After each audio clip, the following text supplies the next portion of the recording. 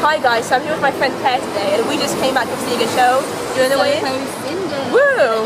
And it was really good, wasn't it? Yeah. It was good, and you can't get one of the songs out of your head now. Which one? Which one? Come back. This is not gonna be. You shall go to the ball. That one. That's been stuck in her head since we saw it. That's because you did it in a show as well yourself. Yeah. But yeah, it was good. Yeah, the Ugly Sisters were funny. They were brilliant, they were hilarious. As you can see at the moment, we're in front of Wicked. But that's irrelevant. Anyway, we're going to talk to you later. Bye! So yeah, as I already mentioned, I went and saw Soho Cinders this afternoon at the Soho Theatre in London. Now I really wanted to see the show because I saw a concert version of this show last year in October, and I actually made a video, not about the concert specifically, but I talked about it a little bit in a video that I made last year about like my top favourite musicals of 2011 or something. I'm going to link to that somewhere right now on the screen and also in the description thing. Anyway, for me that concert last year was the highlight of my theatrical year.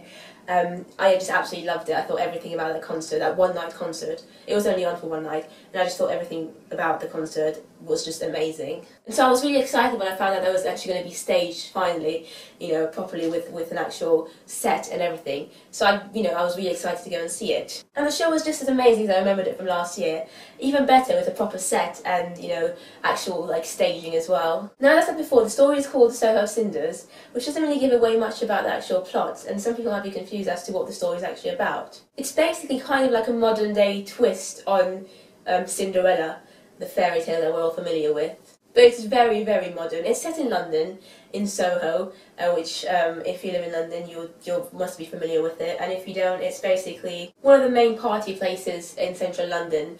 There's loads of clubs there and gay clubs and stuff. It's just a very popular place for people to go and visit, especially at nights. Now I don't want to give too much away because I think one of the nice things about the show is to just go to the theatre and just let the cast tell you the story, because it's a really nice story I think.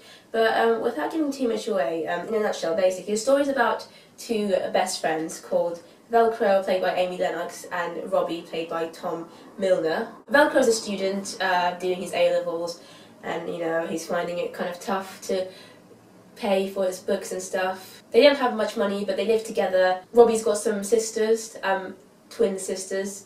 They're called the Ugly Sisters, like the sisters in Cinderella. Then Robbie meets a guy, played by Michael Xavier, and he realises that he kind of likes this guy, but it's very hard for the guy to actually decide to be in a relationship with him because of the guy's position. He's running for the mayor of London.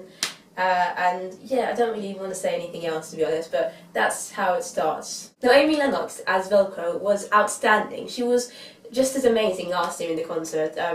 She's just perfect for this role. She's got an amazing voice, her accent's amazing, her comic timing is brilliant. She's just really, really good in the role. I loved her. Tom Milner as Robbie.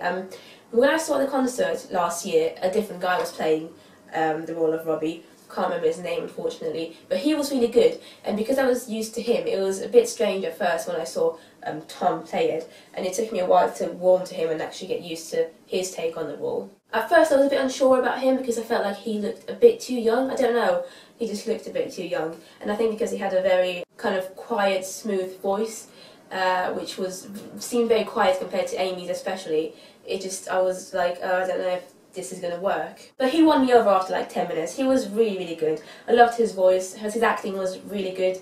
He really convinced the audience that he had feelings for this other guy played by Michael Xavier. Speaking of Michael Xavier, he was phenomenal. I mean, I saw him in Love Story a couple of years ago as well, and I already knew that he had an amazing voice, and he also did the concert last year, so you know, I knew that he was going to be amazing, but it was so great to see him again in this role, and he just portrays that character brilliantly, and his voice is just really, really lovely. The Ugly Sisters, as we mentioned it in the beginning of this vlog, were hilarious and definitely one of the highlights of the show.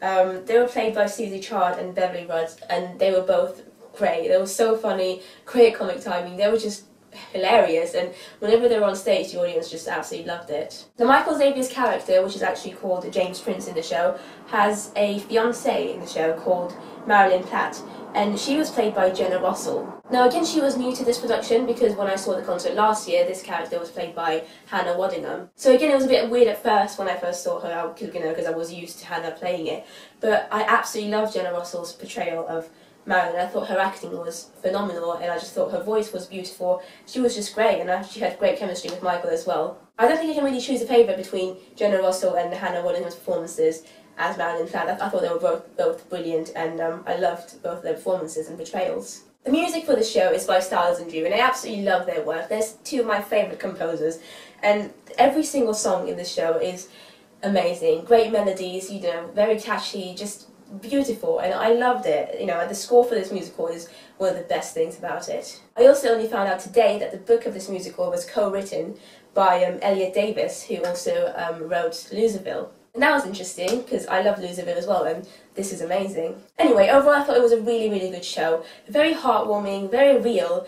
I mean, maybe it's just because I live in London myself, so I find it very, you know, I see things like that all the time in central London, and it was just, all the characters were very real. I loved that every single character, all the main characters, got their moment and their own song, so you kind of got to feel for every single character. Because with some musicals you don't really get to know some of the characters, whereas in this one every single character, you know, was important in their own right. So, you know, a great story with some funny moments and some emotional moments, very heartwarming, a great cast, really good choreography, amazing songs, and, you know, the band was really good as well. So overall I really, really enjoyed it. I'd actually love to go and see it again. It's only on for a few weeks, I believe, but if I do get a chance to go again, I'll definitely go, and I think you should too. So yeah, that's my review of Soho Cinders, and I will see you next time. Bye!